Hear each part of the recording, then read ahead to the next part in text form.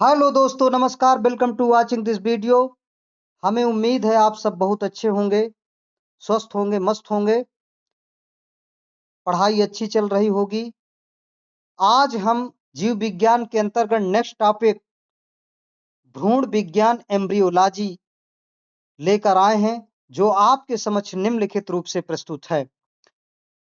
जैसे कि जब पौधों में भ्रूण एम्ब्रियो के विकास से संबंधित अध्ययन किया जाता है, उसे कहते हैं पादप भ्रूणकी अर्थात प्लांट एम्ब्रियोलॉजी।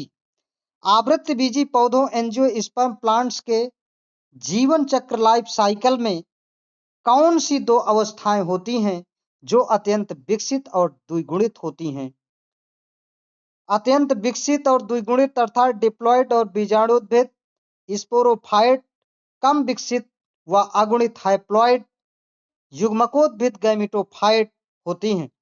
इसके बाद पौधों में लैंगिक जनन सेक्सुअल रिप्रोडक्शन का वर्णन सर्वप्रथम किसने किया था?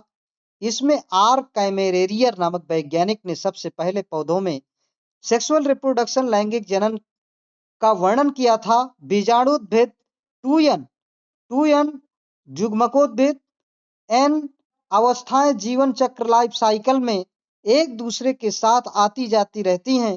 इसे कहते हैं पीढ़ी एकांतरण अर्थात अल्टरनेशन ऑफ जनरेशन कहते हैं।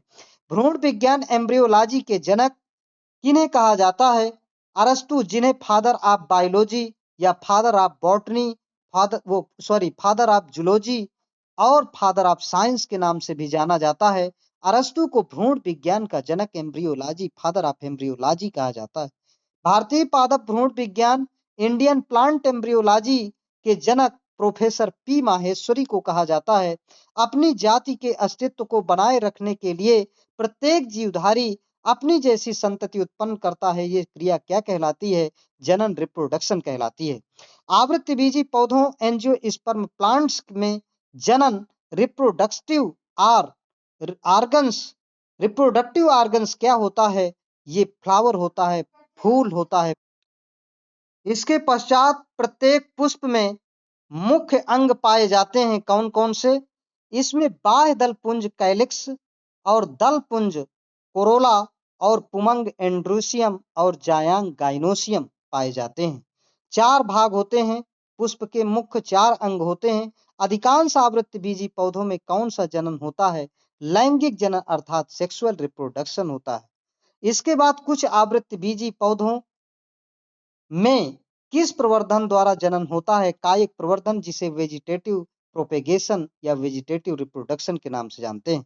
कायिक प्रवर्धन, वेजिटेटिव प्रोपेगेशन की मुख्य विधियां कौन कौन सी हैं?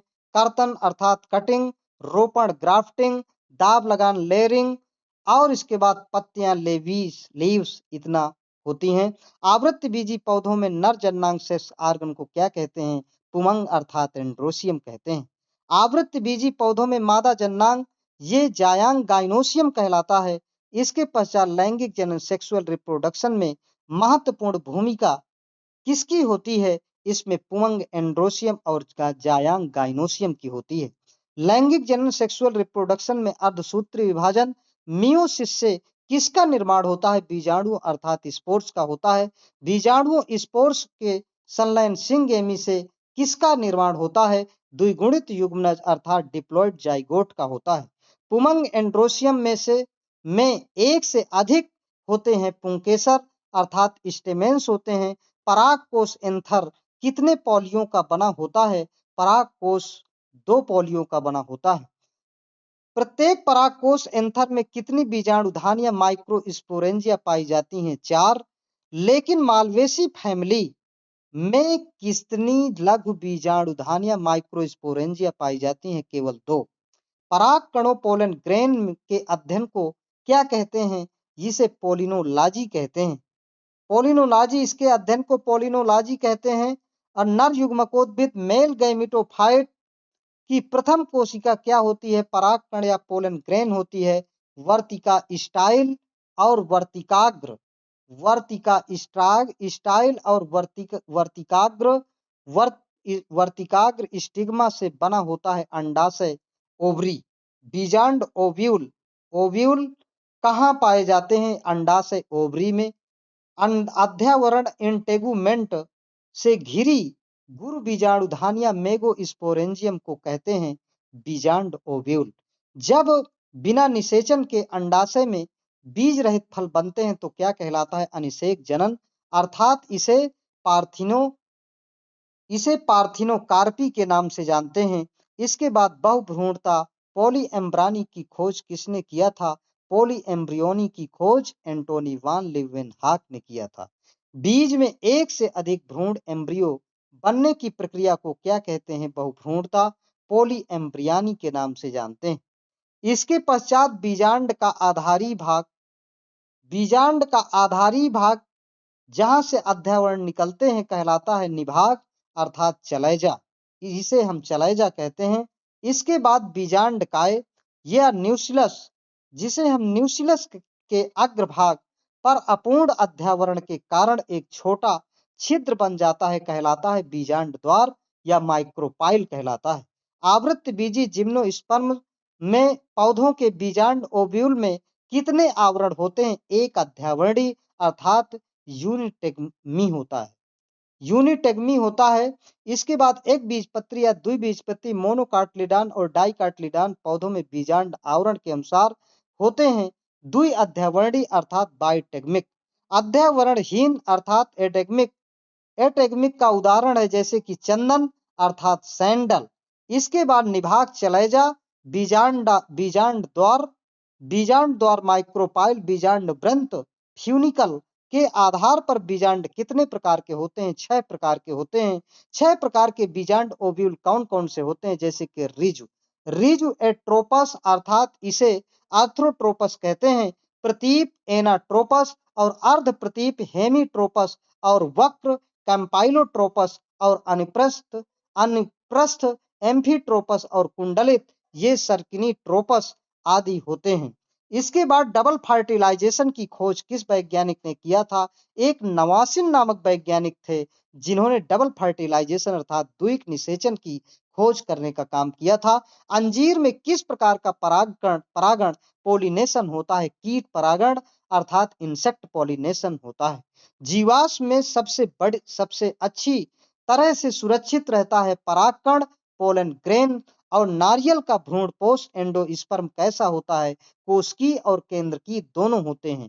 हरे नारियल कोकस न्यूसीफेरा का दुधिया पानी होता है। द्रव भ्रूणपोष अर्थात एंडोस्पर्म गाइनोसियम प्रदर्शित करता है अंडकों के चक्र को। होल ऑफ कार्पल्स को जो है ये प्रदर्शित करता है या दर्शाता है। दोहरा निषेचन डबल फर्टिलाइजेशन ये एक अद्वितीय लक्षण है ये फाइकस का। पौधों में असंजनन अर्धसूत्री विभाजन एवं निषेचन के बिना नए पौधे का निर्माण होता है। द्विनिषेचन डबल फर्टिलाइजेशन की खोज किन पौधों में की गई थी? ये फ्रिटरेलिया और लिलियम पौधों में ये नवासिन नामक वैज्ञानिक ने 1898 ईस्वी में इसकी खोज की थी। निषेचन फर्टिलाइजेशन के पश्चात बीजांड किस में परिवर्तित होता है? बीजों में परिवर्तित होता है। बीजांड ओव्यूल के आवरण से किसका निर्माण होता है? बीज आवरण अर्थात सीड कोट से निर्माण होता है। बीज आवरण का बाह्य आवरण कहलाता है बीज चोल अर्थात सीड कोट कहलाता है। इसके पश्चात बीज आवरण का अंतः आवरण क्या कहलाता है? टेगमेन कहलाता है। अंतः आवरण ये टेगमेन कहलाता है। बीज दो प्रकार के होते हैं, अभ्रूणपोषी बीज अर्थात नॉन स्पर्मिक सीड तथा भ्रूणपोषी बीज या एंडोस्पर्मिक सीड कहलाते हैं। बीज सीड का मुख्य भोज्य पदार्थ न्यूट्रिएंट संग्राहक होता है भ्रूणपोष अर्थात एंडोस्पर्म। प्राथमिक भ्रूणपोष प्राइमरी एंडोस्पर्म कहाँ से विकसित होता है? केंद्रक न्यूक्लियस से विकसित होता है। निषेचन के पश्चात अंडाशय ओवरी रूपांतरित होती है। फल फ्रूट में द्वितीयक केंद्र अर्थात सेकेंडरी न्यूक्लियस रूपांतरित होता है। भ्रूणपोष एंडोस्पर्म में। बीजांड काय न्यूक्लियस रूपांतरित होता है पेरिस्पर्म में। बीजांड काय न्यूक्लियस रूपांतरित होता है पेरिस्पर्म में। और इसके बाद पुष्पसूत्र फ्लोरल फार्मूला लिखने के संकेत हैं जैसे कि मदर एक्सिस या मात्र अक्ष मदर एक्सिस को इस चिन्ह से दर्शाते हैं। त्रिज्या सममित एक्टिनोमॉर्फिक को इस चित्र से दर्शाते हैं, इस चिन्ह से। इसके बाद एक व्यास सममित जाइगोमॉर्फिक को इस चिन्ह से दर्शाते हैं। पुंकेसरी या नर स्टेमिनेट और मेल को इस चिन्ह से दर्शाते हैं। स्त्री केसर या मादा को पिस्टिलेट या फीमेल को ऐसे चिन्ह से दर्शाते हैं। उभयलिंगी हर्मोफ्रोडाइट या बाइसेक्सुअल को इस चिन्ह से दर्शाते हैं। इसके बाद जैसे कि ब्रैक्टिएट, सहपत्री, ये जो सहपत्री ब्रैक्टिएट को दर्शाते हैं। फिर ई ब्रैक्टिएट पत्र, ये सहपत्रहीन या एम्ब्रैक्टिएट इसे कहते हैं। एम्ब्रैक्टिएट कहते हैं, यहाँ पर सी होगा, ब्रैक्टिएट ए के बाद सी होगा। फिर इसके बाद के से ये बाह्य दल पुंज कैलेक्स को दर्शाते हैं। K2 से दो पृथक बाह्य दल 2 फ्री सेपल्स अर्थात पॉलीपेटल्स कहते हैं। इसके बाद K2 जब ब्रैकेट में बंद होता है तो दो संयुक्त बाह्य दल 2 फ्यूज्ड सेपल, क्योंकि जुड़े हुए होते तब ब्रैकेट में रखते हैं, गैमोसेपेलस कहलाते हैं। ईपी को अनुबाह्य दल एपी कैलेक्स कहते हैं, जैसे गुड़हल में होता है। इसके बाद सी को दलपुंज या कोरोला कहते हैं। फिर इसके बाद C2 टू फ्री पेटल्स जब होते हैं जिसे पॉलीपेटेलस कहते हैं, इसके बाद C2, जैसे कि C2 होता है, ये ब्रैक्टिएट हो मतलब एक तरह फ्यूज्ड होता है, इसे मतलब जुड़ा हुआ होता है, दो संयुक्त परिदल होते हैं जुड़े हुए, थे इसे गैमोपेटेलस कहते हैं। और पी को पेरियंथ अर्थात परिदल पुंज कहते हैं। P2 को दो पृथक परिदल अर्थात 2 फ्री टेपल्स कहते हैं। और P3+3 दो चक्रों में 3-3 परिदल जब होते हैं। अब इसके बाद जो है पुमंग एंड्रोसियम को ए से दर्शाते हैं, ए चिन्ह से। A4 को 4 पृथक पुंकेसर अर्थात 4 फ्री स्टेमेंस से दर्शाते हैं। ए को दलग्न पुंकेसर स्टेमेंस इंडिफिनिट से दर्शाते हैं। सी को इसे जो है दलग्न पुंकेसर एपी पेटेलस स्टेमेन से दर्शाते हैं।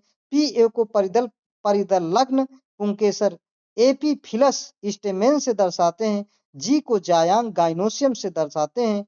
और ये जो है सुपीरियर जो नीचे होता है जायांग ऊर्ध्वर्ती, उसे गाइनोसियम सुपीरियर कहते हैं, जो नीचे लाइन होती है। इस प्रकार से ये यहीं से समाप्त हुआ। बहुत बहुत धन्यवाद, सादर नमस्कार।